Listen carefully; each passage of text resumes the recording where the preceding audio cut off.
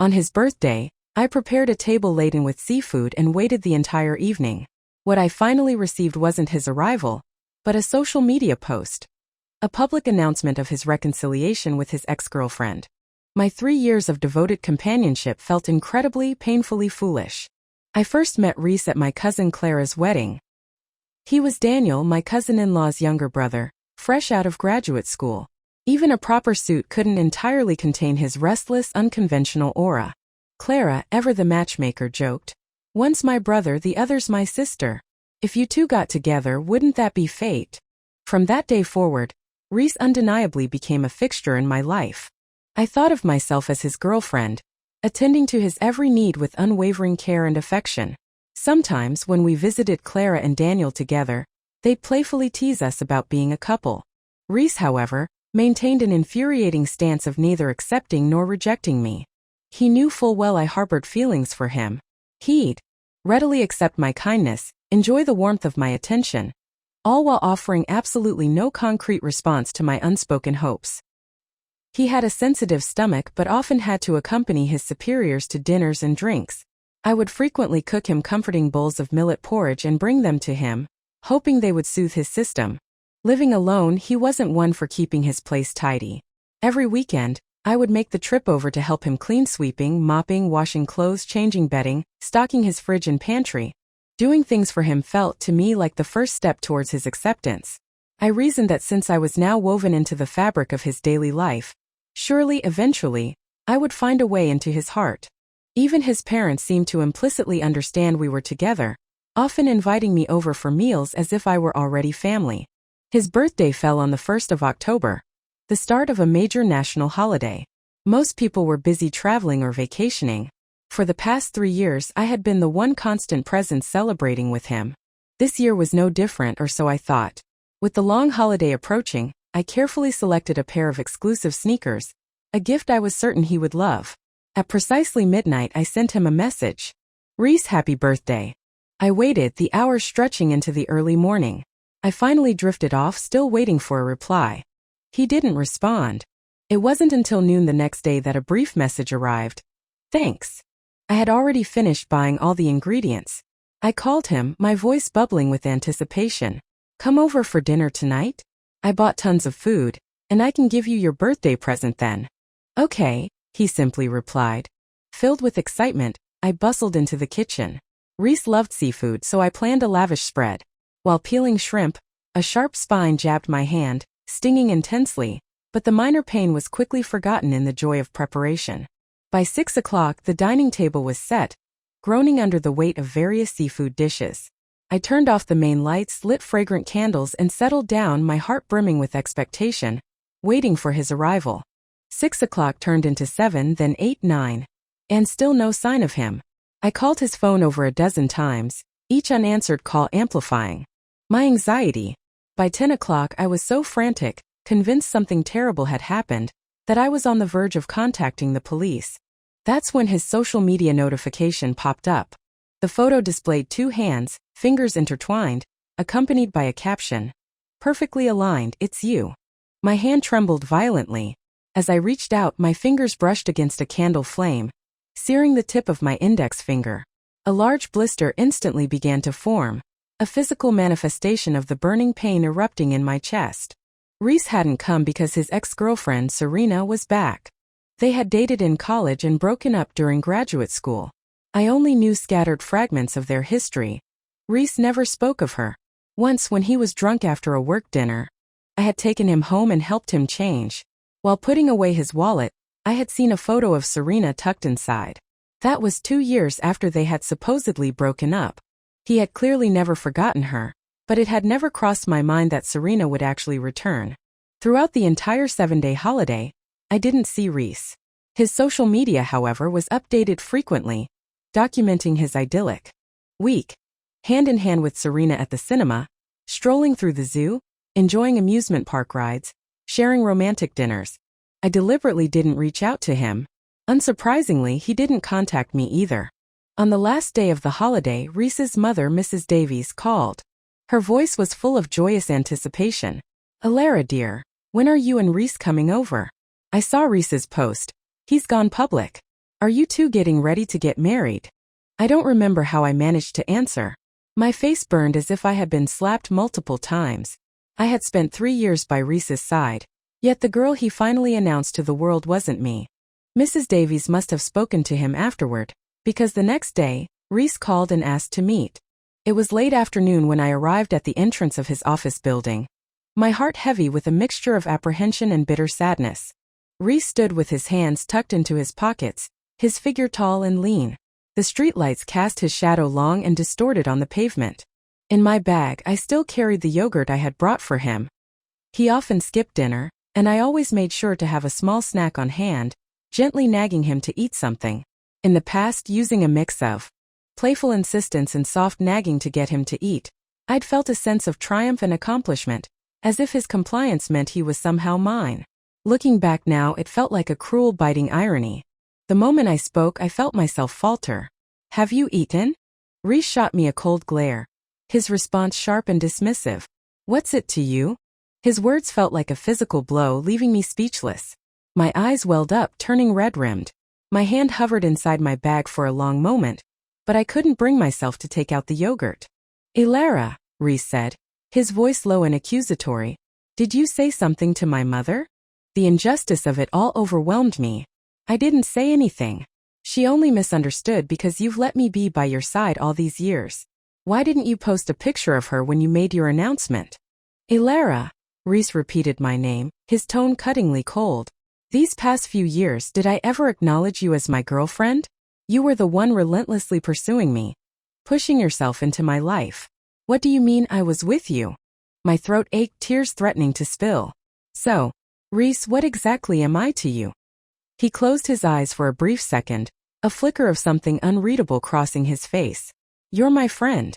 I appreciate the care you've shown me over the last 3 years. But now I'm with Serena, so I think it's best if we keep our distance from now on. A sharp pain clenched my chest. I managed a bitter laugh. You called me here just to tell me this? Rhys didn't reply, his gaze shifting away to look at something beyond me. Only then did I notice another person standing a short distance away. From his posture and expression, he seemed to be someone Rhys knew. Rhys turned back to me, his expression hardening slightly. Clara, don't say I owe you anything. I never made you any promises. If you feel I'm somehow indebted to you, I can introduce you to a boyfriend. We can call it even, right? His words were staggeringly irresponsible, shockingly callous. Could feelings really be transferred so easily? 3 years of loving someone, wiped clean with a casual offer of an introduction? As if nothing had ever happened? The stranger walked closer and extended a hand towards me. Hello, I'm Liam Vance, a colleague of Rhys. My eyes were drawn back to Rhys. On his face was an expression of strained hope, an almost desperate eagerness for me to accept Liam's gesture. If that was what he wanted so badly, perhaps I could oblige. I took Liam's offered hand. I'm Clara Hayes. Rhys seemed to visibly relax, a long sigh escaping him. His steps were lighter as he turned to leave. Liam, she's all yours. I've got to go. Liam and I exchanged contact information. As I watched Rhys walk away, disappearing into the evening, I lost all desire to continue the charade. I lowered my head.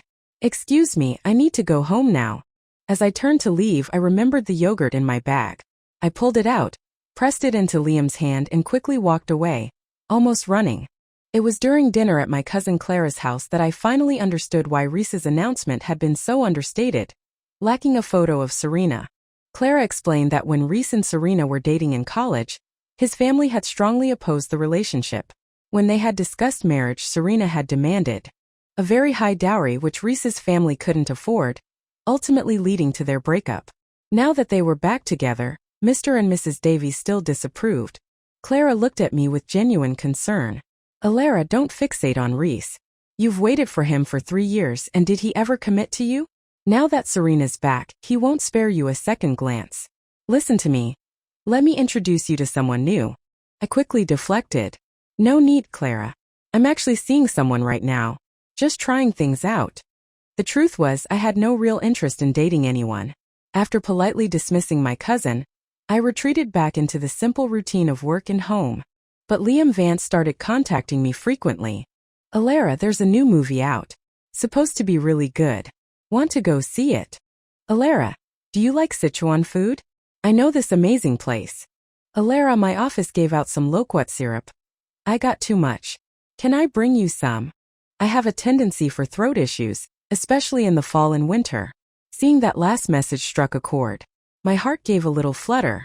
I typed back. Does your office give out loquat syrup every year? Liam's reply was instant. Yeah, they do. And I always end up with extra. How about I just give it to you every year from now on? His office received loquat syrup annually. Rhys knew about my throat problems too. Yet he had never once thought to bring me any. Not even if he had extras he would have just thrown away. Thinking about it more clearly, I realized the depth of my one-sided investment over the past 3 years. I had poured my heart and effort into him, only to receive nothing in return. Why was I so fixated on a man who didn't spare me a single genuine thought? I didn't reply to Liam's last message, but when I left work that evening he was waiting for me. The moment he saw me, he looked flustered and quickly began to explain. I asked Rhys for your address. I didn't mean to corner you, but you didn't reply, so I thought I'd just bring the loquat syrup over. Seeing the nervous, slightly panicked look on his face, I couldn't help but smile. In that moment I felt that perhaps, just perhaps, I could try something with Liam. I arranged to meet Liam after work to see a movie. One I had been wanting to see for a long time. Before the holiday I had asked Rhys to see it multiple times, but he always made excuses. Eventually I'd lost interest in going alone, finding it too isolating. I was surprised I could still catch it in theaters before it ended its run. Since it was near the end of its screening, the theater wasn't crowded. We had plenty of empty seats around us, making the environment comfortable and private.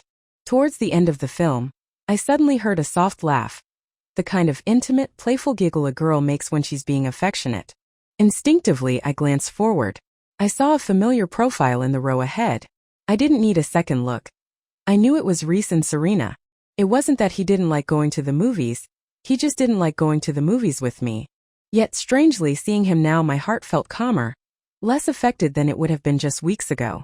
The sharp ache of longing was gone, replaced by a dull awareness. As the credits rolled and people began to leave, Liam and I walked side by side towards the exit, and we ran right into them. Liam! Rhys called out, his gaze immediately falling on me, his eyes darkening subtly. Liam smiled and nodded. Oh hey Rhys. You guys seeing a movie too? Rhys tightened his grip on Serena's hand. We saw it once already. Serena wanted to see it again, so I came with her. The soft tenderness in his voice, the gentle expression on his face, was something I had never witnessed when he was with me. He looked like a restless wanderer who had finally found his home. His previous wildness replaced by a quiet steadiness. Seeing the depth of affection etched on his face for Serena made my 3 years of futile devotion feel even more ridiculous, more absurd. I gently nudged Liam's fingers with my own.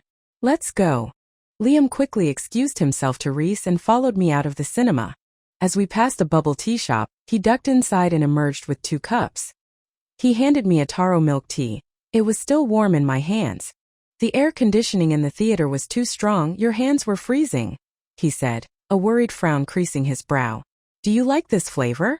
I held the warm cup, smiling as I nodded. Yes, I love it. My phone suddenly pinged. I opened it. It was Rhys. After days of silence, he was finally contacting me. Did you enjoy the movie with Liam? What was the meaning behind that question? Was it a genuine inquiry from someone who was finally free of me? Or was it a passive-aggressive remark, unable to bear seeing me move on? I turned off my phone, choosing not to reply. Liam and I walked home together, strolling along the streets, chatting easily. When we reached my building, I said goodnight, preparing to head inside. Clara. Liam suddenly called my name. I turned back. In the dim light of the evening, he stood there, looking uncertain, head bowed. He seemed hesitant, struggling to find his words. After a moment, he spoke softly. Next time we see each other, can I hold your hand? My mind momentarily blank, I instinctively responded, As if shocked by an electric current, he snapped his head up, then quickly stammered, Nothing. You should go up now. With that, he turned and practically bolted, leaving me standing there with a warm feeling spreading through me. The next day was the weekend. I enjoyed the luxury of sleeping in. In the past, my weekends had a strict routine. Wake up early, head to the market for ingredients, then go to Rhys's place to clean and cook for him like a dutiful mother hen. Now, without that self-imposed obligation, life felt remarkably lighter, freer. However, my internal clock was stubborn. Despite the late start, I still woke up earlier than I needed to. Just as I picked up my phone, a message from Rhys popped up. Craving braised eggplant and tofu today. I saw it immediately and then just as quickly he withdrew it. He must have meant to send that to Serena and sent it to me by mistake? Surely he didn't think he could still boss me around? I ignored the message and got up to start my morning routine. A little while later, Liam messaged me, asking if I wanted to go to the pedestrian street that evening. I'm not someone who enjoys crowds, so I politely declined. Liam was persistent. The pedestrian street isn't too crowded tonight. The lights are really beautiful in the evening, and there's this dessert shop there. I promise you'll love it. Clara, you haven't been feeling great lately. Some sweets will make you feel better. The truth was I wasn't really that sad anymore. From the moment I accepted that Rhys truly didn't see me as anything more than a convenience, I felt a strange sense of acceptance, like surrendering to fate. The pain, the frustration, the feeling of being wronged, none of it seemed as overwhelming or as important anymore. Seeing Liam's genuine eagerness, I finally agreed. That evening, we met on the pedestrian street. It was one of the old streets in our town's historic district, lined mostly with low buildings and small shops. In the evening, rows of lanterns cast a warm glow, and being right by the river, it was a popular spot for locals to stroll and enjoy the breeze. When we met, Liam was slightly breathless, a sheen of sweat on his forehead. He grinned mysteriously and pulled a paper bag from behind his back. I queued for ages to get these. You have to try them. They were desserts from a famous century-old shop on the street. The pastries themselves were simple, but the taste was divine, soft, fragrant, leaving a lingering sweetness. The queue was always incredibly long because they were so popular. I remembered queuing for ages to buy small cakes from that very shop to bring to Rhys, even complaining about the lines on my social media.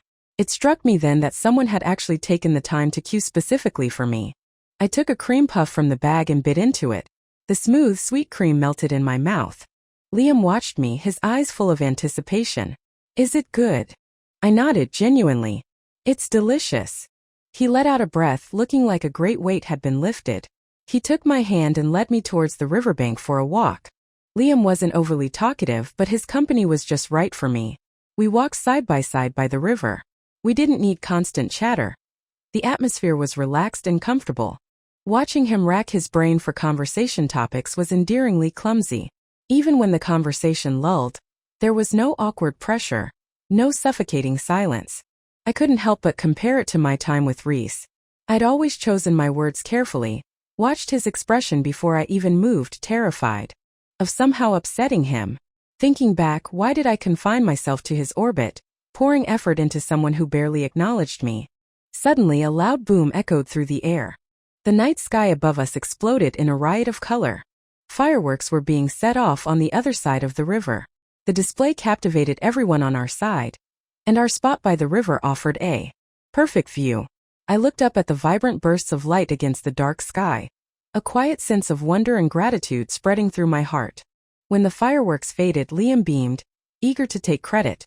Actually, I saw it on the official website that there was going to be a fireworks show tonight. That's why I brought you here. I looked up at him. His short hair was slightly damp with sweat, his dark eyes sparkling brilliantly in the night. His smile was genuine and moving. He looked back at me, his eyes filled with anticipation and happiness. I smiled back. Liam, thank you. He suddenly grew nervous again, turning in a small circle, running a hand through his hair. Clara, can I pursue you? Before I could even respond, he rushed on. His voice a mix of urgency and vulnerability. I'm 3 years older than you, graduated from Hwada with a degree in management. I had a girlfriend in college, but we broke up before graduation. My parents are. He was laying his heart bare, presenting himself to me with an honesty more dazzling than pure gold. My eyes felt warm, and I found no reason to refuse him. I nodded slightly. His face broke into a wide, radiant smile. He pumped a fist in the air. A silent yeah. Liam. I couldn't help but ask, curious. Why do you like me? He explained that he had known about me through Rhys for a while. From the moment I started, as he put it, relentlessly pursuing Rhys, Liam had noticed me. "Is that girl your girlfriend?" he had asked Rhys once. Rhys's reply had been dismissive. "No. Who? Nobody has anything to do with her." When I used to time my arrival perfectly to bring freshly made millet porridge to Rhys right after his work dinners, Liam was sometimes there.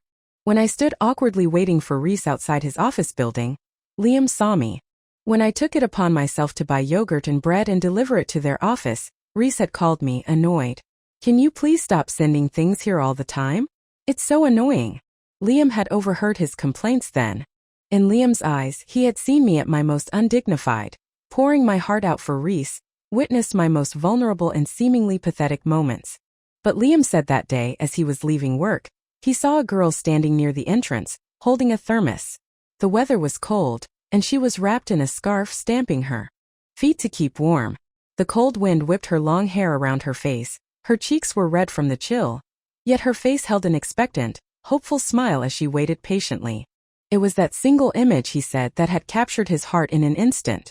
Liam and I began to tentatively date.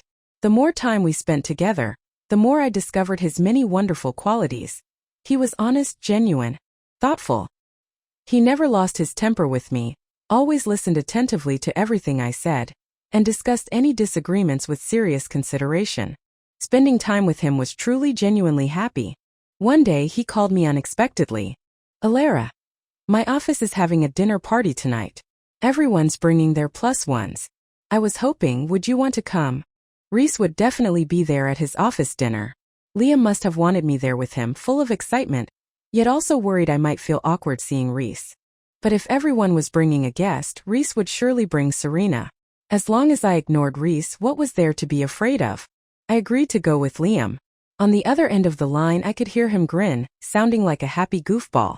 Wanting to make a good impression for him, I took extra care with my makeup and arrived precisely on time. Liam was waiting outside the hotel for me. When he saw me, his face bloomed into a wide smile, still adorably shy.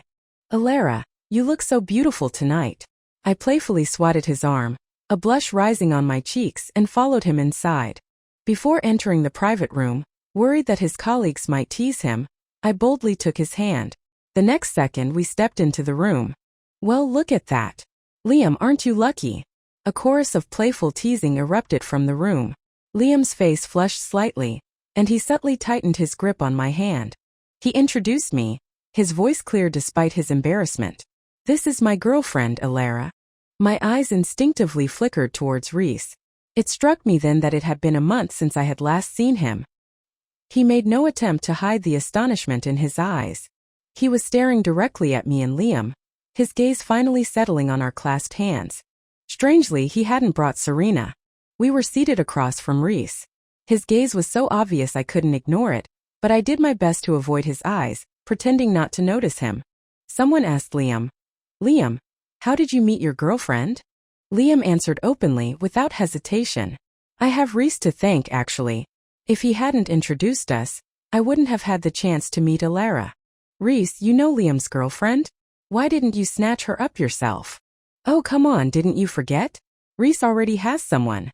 His colleagues chattered amongst themselves. Someone then pressed Rhys, asking why he hadn't brought his girlfriend. Rhys downed the contents of his glass in one gulp, then said in a low, flat voice, "We broke up." My hand paused midway to pick up a piece of seafood. He and Serena broke up? Suddenly, a peeled shrimp appeared on my plate. I turned to see Liam, head bent, carefully peeling shrimp for me. When he saw me looking, he gave a shy, goofy chuckle. "Clara, eat more." This silly man. I offered him a wet wipe to clean his hands, but he refused, insistent on peeling more shrimp for me. After finishing, he busied himself filling my bowl with soup and adding dishes to my plate. Even his colleagues teased him, saying he'd definitely be a wife-controlled husband someday. Liam took their teasing in stride, his attention solely focused on me. He was careful to look after my comfort and feelings. Having him by my side made me feel incredibly secure and at ease. The dinner was enjoyable. I met some of Liam's colleagues, who warmly offered their congratulations and joked about giving him a big red envelope when he got married. When the dinner ended, everyone started to disperse. Liam called for a car. While waiting for the taxi, I saw Rhys again. He was standing alone, slightly apart from the others, his face pale, his lips pressed into a thin line. Liam called out, "Rhys, we're heading that way. Want to share a ride?" I expected him to refuse, but he simply walked over in silence. The taxi arrived. I sat in the front passenger seat, while Liam and Rhys sat in the back. Liam suddenly said, "Rhys, you look a bit pale. Are you okay?" I turned my head. Rhys was indeed very pale, his brows furrowed. He was looking down, not speaking. I couldn't help but say, "Stomach bothering you again? There should still be some medicine at home. Remember to take it when you get back." Rhys looked up, his eyes meeting mine, a deep searching gaze that held an emotion I couldn't decipher. I quickly looked away, turning back to face the front, resolutely ignoring him. His gaze felt like thorns, making me restless and uncomfortable, but I didn't turn back. I felt a strange surge of annoyance. Him suddenly showing vulnerability in front of me made it seem like I owed him something, when everything that had happened was a result of his own actions. We soon reached the area near Rhys's place. He got out of the car without saying a word. When we arrived at my building, Liam also got out to walk me to my door. He naturally took my hand as we walked, letting out a long sigh. "Clara, back in the car. I was honestly scared he was going to try and take you away." I glared at him, though without real heat. "Then why did you invite him into the car?" Liam smiled. "I don't have much confidence when it comes to Rhys, but I have confidence in you. I trust you." Despite what he said, I had seen him in the rearview mirror. He had been so nervous, sweat beading on his forehead. Choosing not to call out his sweet little fear, we held hands and walked for a bit before heading home separately. The moment I got inside, my phone rang. It was Rhys. His first words were blunt. "Are you really with Liam?" Strangely, my heart felt completely calm. "Isn't this what you wanted?" Rhys was silent for a moment. Then he said, "Clara, I'm sorry. I said those things in anger. I hope you're not sacrificing your happiness for a lifetime just because of something I said. You don't have to force yourself to be with Liam." I told him simply, "I'm with Liam now because I like him. Rhys, it has nothing to do with you." He was taken aback. "I don't believe you." I paused, then added a practical note. "The medicine I bought for your stomach is in the first drawer of your bedside table. Just take it yourself. If there's nothing else, I'll hang up." "Wait." Rhys quickly called out again. "Clara, Serena and we broke up." I cut him off directly. "You didn't need to inform me when you got together with her. And you don't need to inform me now that you've broken up." With that, I ended the call. He called again. This time I simply blocked his number. After hanging up, a wave of realization washed over me, making me laugh at my past self. For years I had seen him as my entire world. Running around serving him, taking care of his every need. Yet, the moment I let go, he suddenly felt like he couldn't bear to lose me. I knew he and Serena had broken up because Clara told me. If Serena demanded a high dowry years ago, would she demand less now? If they truly believed in love being priceless, they would have married long ago.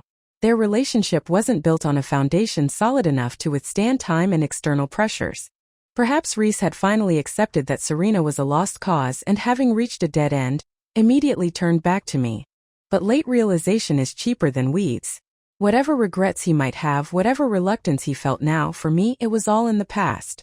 Once, full of warmth and humble devotion, I had made him a table of seafood, waited for him for 4 long hours, and he hadn't given me so much as a word.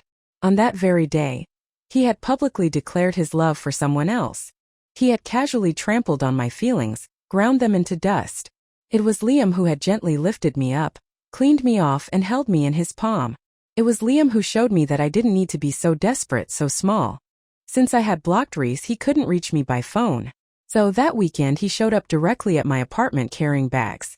I opened the door and saw him, my brow furrowing instinctively. "What do you want?" Rhys's face held a strange mix of awkwardness and stubbornness. "Clara, I wanted some of your cooking."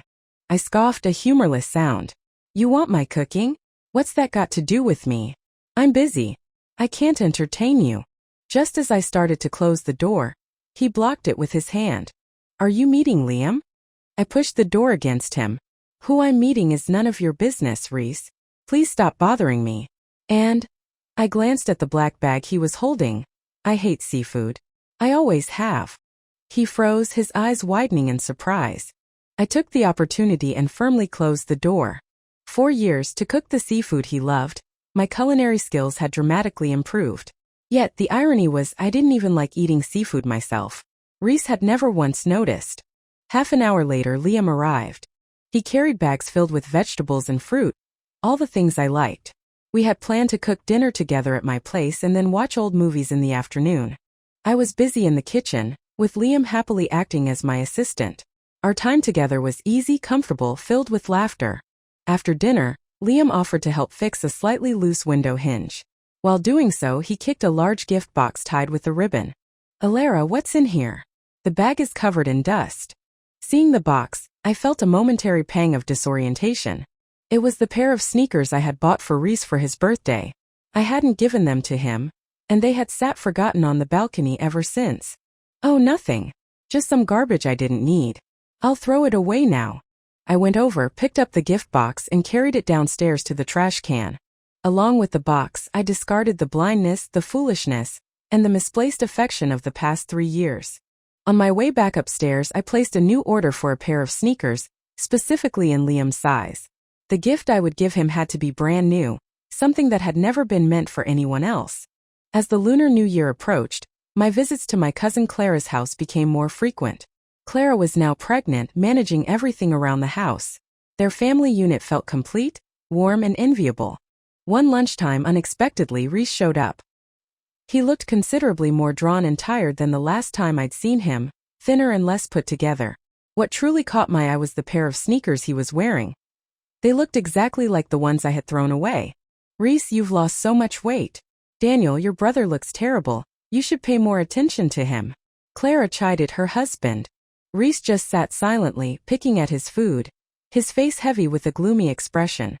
Daniel replied helplessly, "He's heartbroken, Clara. What can I do?" Clara shot Daniel a look, then turned to Rhys, adopting a motherly tone. "Rhys, you can't force these things. Relationships depend on so many factors. Try to see past it. You and Serena just weren't a good match." "It wasn't Serena," Rhys suddenly interrupted, his voice low but firm. Clara paused, unsure how to respond. He then looked up, his eyes locking onto mine with an intense, lingering gaze. "The person I like isn't Serena." His look was too raw, too full of an emotion I couldn't decipher. If he had said those words months ago, I would have been overjoyed, ecstatic. But now? When a wound scabs over and heals, it might not hurt anymore, but I remembered the pain of being cut open. I had no desire to be hurt again. Clara noticed the exchange and subtly nudged my arm, her eyes asking a silent question. "Clara." I met her gaze directly. "Clara, I have a boyfriend now." In that instant, Rhys's face grew even paler. As I left Clara's house, Rhys stopped me outside. His gaze was intense, a mix of desperate eagerness and helpless confusion. His eyes were fixed solely on me, his face etched with longing. I looked at his face, once so familiar. I knew every small mole, every subtle curve, but now it seemed strangely distant. That face, once imprinted on my mind, was slowly, irrevocably blurring.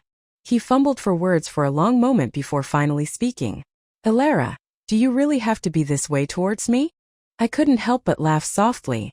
I wasn't doing anything to him. I was just treating him like any other stranger. "These shoes," he said, looking down at the sneakers on his feet.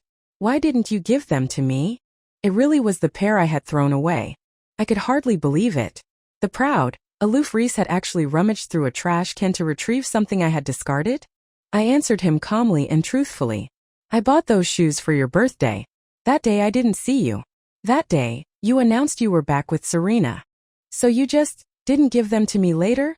he questioned, his tone childishly petulant, like a child arguing over a toy. I found it a little pathetic, a little amusing. "You had a girlfriend. Of course I wouldn't give you a birthday gift. Rhys, there's a limit to how much I'll like someone." He hesitated, his voice dropping to a more careful, almost pleading tone. "I've broken up with Serena. Do you still like me now?" I smiled and shook my head. "From the moment you pushed me away, I stopped liking you." Now I could face him with complete composure. My heart no longer fluttered or ached for him. I didn't like him anymore. It was genuinely, truly over.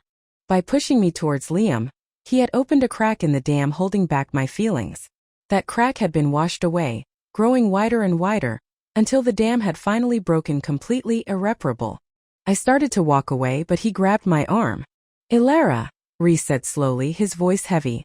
Even if you don't like me, you don't have to use Liam to make yourself look better or degrade yourself. What? I turned back to face him, looking directly into his eyes. For the first time, I felt like I had been utterly blind.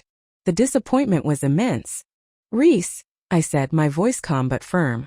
Chasing you for 3 years. That was degrading myself. With that, I turned and walked away without looking back. Instead of giving up, Rhys seemed to gain a strange determination. He began appearing frequently around my apartment. I paid him no mind and continued dating Liam as usual. The more time we spent together, the more I discovered just how much we had in common. It felt effortless and joyful. Most nights I found myself reluctant to end our conversations, wishing we could stay up talking all night. We went for walks, binged TV series, watched sports games, and enjoyed beer and grilled skewers at casual outdoor eateries. When we watched movies, and the plot touched me, I would quietly shed tears, and he would simply hand me a tissue, only teasing me with a gentle crybaby afterward. On weekends, he'd arrive at my door with vegetables and fruit. I would cook and he would wash the dishes. We fell into an easy rhythm, sharing tasks. His smile was perpetually full of vitality, and his infectious joy made me smile more often too. Sometimes, when I walked Liam to the door, I would see Rhys standing in the shadows nearby, watching us from a distance. He never used to smoke, but now I'd occasionally see discarded cigarette butts near the trash can downstairs. But what did it matter? The Lunar New Year was fast approaching. My company had the holiday off, so I traveled back to my hometown. Liam's office closed earlier, and he had left 3 days before me. Before he left, we had dinner, and he gently squeezed my cheek, promising to bring me a gift when he returned. My hometown wasn't far. As soon as I arrived, I fully embraced the holiday spirit, settling into a routine of eating, sleeping, and my main activity, exchanging messages with Liam on my phone. My mom steamed lots of date cakes. I bet you'll love them. I'll bring some back for you. They're asking me about finding a girlfriend again. I really wanted to tell them I already have one, but I'm scared they'll get all excited and want to video call you and scare you away. Alara quickly turned to Channel 6. They're showing your favorite movie. Every message from him was full of sunny energy. Through the text, I could almost see his smile, and I realized I was wearing a constant, uncontrollable grin myself. Another message from Liam arrived. Alara, I miss you a little. Just want to talk to you. My heart swelled with warmth. Just as I was about to send him a voice message, my phone rang with a video call from Mrs. Davies. Although I had long given up any thought of a future with Rhys, Mr. and Mrs. Davies had treated me like their own daughter for the past few years. Receiving a video call from an elder during the holiday season felt impolite to refuse. I answered the call. Relieved not to see Rhys, I smiled and greeted Mrs. Davies. She simply wished me a happy new year. Towards the end of the call, she subtly hinted that Rhys hadn't been doing very well lately. I pretended not to understand, wished her a happy new year in return, and quickly made an excuse to end the video call. It was New Year's Eve. Early that morning, my father went outside to set off firecrackers, filling the air with festive noise. Our family spent the day together, making dumplings, putting on new clothes, preparing a feast, and gathering in the living room in the evening to watch the Spring Festival Gala. My phone rang. It was an unknown number, but I had a strong suspicion it was Rhys. I answered it in front of my parents. It was him. Rhys. My father, nearby, let out a dismissive humph. It's him again. Alara, he said from the other end. Can you come out for a minute? I'm downstairs at your place. He had actually come all this way. I felt a mix of disbelief and exasperation. I told him, Rhys, there's no point in you coming here. We have nothing left to discuss. I already made everything clear to you. He began to plead. Just give me one more chance. I know now. I like you, Alara. I gave a light, ironic laugh. But I don't like you anymore. I hung up the phone. My father looked at me, a knowing smile on his face. Finally, my silly girl is starting to wise up. I managed a sheepish smile. I knew they must have seen my years of humble devotion to Rhys, felt heartache for me, but out of respect for my feelings, they hadn't directly intervened. Just a few minutes later, the doorbell rang. My father shot up from his seat. That boy. He's still causing trouble? Dares to come right to our door. My father stormed towards the door, ready to unleash his anger. He swung the door open, and the words he was about to shout died in his throat. "You young man." Liam's voice came through. "Uncle. Hello. I'm Liam Vance." I. My father's aggressive stance had clearly startled him. He was stammering. I quickly rushed over and pulled my father back. Liam stood outside the door, looking a little flustered, a backpack slung over his shoulder, and clutching a large bouquet of baby's breath in his hands. He saw me and managed a wide, slightly shaky smile. "Clara." I pulled him inside. "Liam, what are you doing here?" He ran a hand through his hair, glancing at my father, suddenly too shy to continue. He lowered his head, his face turning as red as a monkey's backside. My father looked between us, his expression full of knowing amusement. "Clara, who is this young man?" "He's Liam Vance, he's my..." The word boyfriend was on the tip of my tongue, but then I hesitated. He hadn't formally asked me yet. Admitting our relationship so eagerly might seem unseemly. Meanwhile, my father was watching us with an expression that said he knew exactly what was going on. Liam whispered, "I think I saw Rhys downstairs just now." I casually replied. He wanted me to come down and meet him. I didn't agree. "Don't go. Clara, I have something to tell you." Liam seemed to forget everything else. He clutched the bouquet of baby's breath and suddenly dropped to one knee, aghast in surprise. Looking up, I realized my parents had at some point discreetly retreated into the bedroom. Liam took my hand, his voice earnest and heartfelt.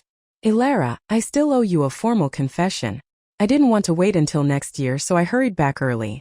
I just wanted to say that one thing. Clara, I like you. Will you be my girlfriend?" A wave of warmth washed over me. I stared at him, momentarily speechless. "I've liked you for a very long time," he confessed, his voice raw with emotion. "Seeing Rhys treat your feelings like that, it hurt me so much. Back then I swore I would make you happy. And now, can you give me a chance?" He still carried the chill of traveling, arriving breathless and anxious. He hadn't even sat down since coming inside. Rushing straight into this profession. Looking into his eyes shining like stars, I couldn't help but let out a joyful laugh. I pulled him up from the floor and threw my arms around him, burying my face in his chest. "Welcome to my home, my boyfriend.